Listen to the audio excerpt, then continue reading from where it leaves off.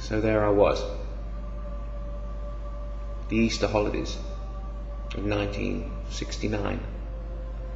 I was 7 years old, and I know that I was 7 because I vowed to remember that day and what I learned that day, to never forget.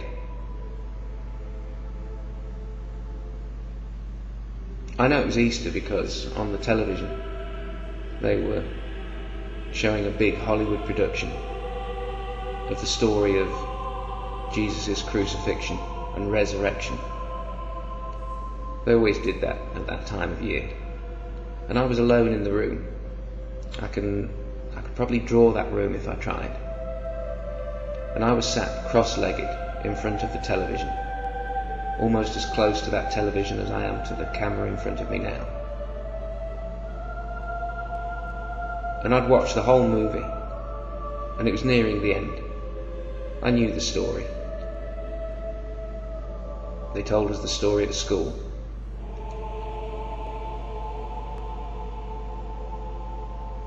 The perfect soul, the Son of God, being nailed to a cross. Someone who came to earth to save mankind from itself. And I wondered how painful that must have been, to have those nails driven through the wrists, hammered into place.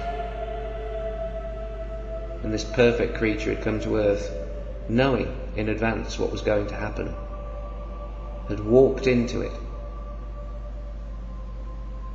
walked into the trap that it knew would be set. This God, this man,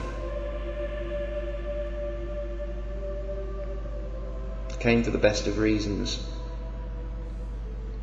tried to lift mankind above itself, and took upon itself so much agony and injustice to save us from our own sinful nature. There's no point watching a movie in disbelief, so I'd suspended my disbelief and I'd been carried along with the story.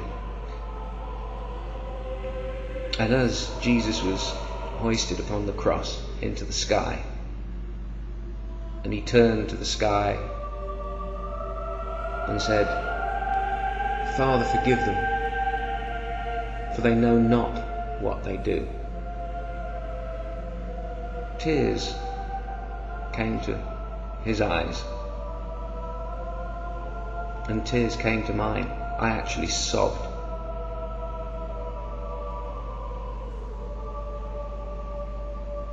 My breath catching in my throat, my hair standing on end, with wet cheeks, a 7-year-old boy, weeping the first tears that he ever wept for another person. All my tears up until that day had been for myself, my own frustrations and my own pain. And here I was crying for another, a totally new concept, 7 years old.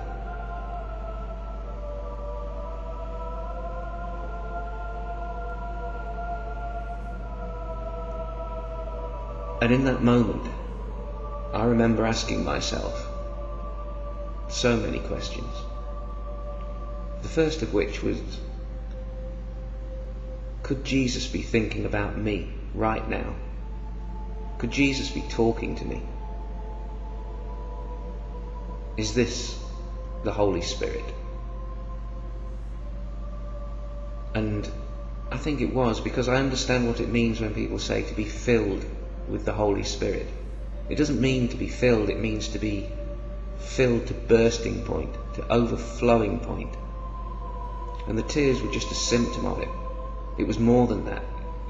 It filled my chest.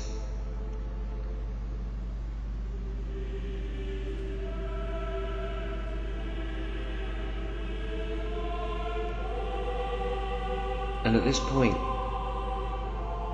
I wondered what was happening to me. It really did feel exactly as the Christians say, that God was talking to me, and it was beautiful.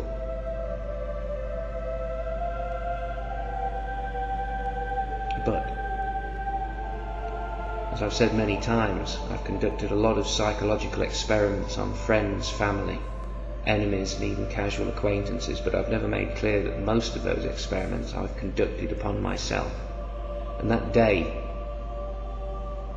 at Easter in 1969, I conducted my first ever experiment on a 7-year-old boy.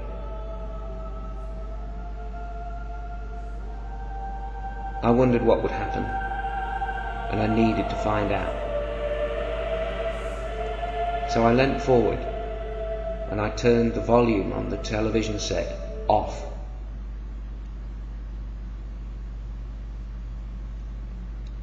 And in the silence, for some reason, I could remember all the bizarre, ridiculous claims of Christianity that even at the age of 7 I couldn't believe. I remember thinking, is it possible that God could be forced from my head, from my heart, and out of the room simply by turning down the volume on a television set? The thought was so ludicrous I laughed even as I wiped away the tears. It was so simple, so obvious. Emotional manipulation. And I decided at that moment I wasn't going to be manipulated. I was going to look for the truth, my way. I would decide what was evidence. I would decide what was proof. Somebody else telling me they felt something extraordinary wasn't going to count for anything. The creator of the universe can't be overpowered by volume control on a television set. Jesus had performed no more of a miracle than Bambi could. And I understood what people meant by the Holy Spirit. It was no mystery to me. People talk to me about the Holy Spirit as if it's something I can't understand. I understood it at 7. And when you see the people at the Jesus camps with their arms raised to the sky and their faces turned to the sky and the music's playing and it's all coming through a public address system and it's filling the room with something, you can feel it, it is real, and you raise your hand and the priest is there speaking gently through a microphone, guiding you towards that rapture, that exaltation, that emotional pinnacle. If only there could be a power cut. I wonder how long the arms would stay in the air. I wonder what the expressions of the priests would be as they look at the electrician who's shaking his head. How many of them would wonder about what had happened to them, and how many would realise that they were being played like cattle, programmed like machines. If only more electricians were atheists.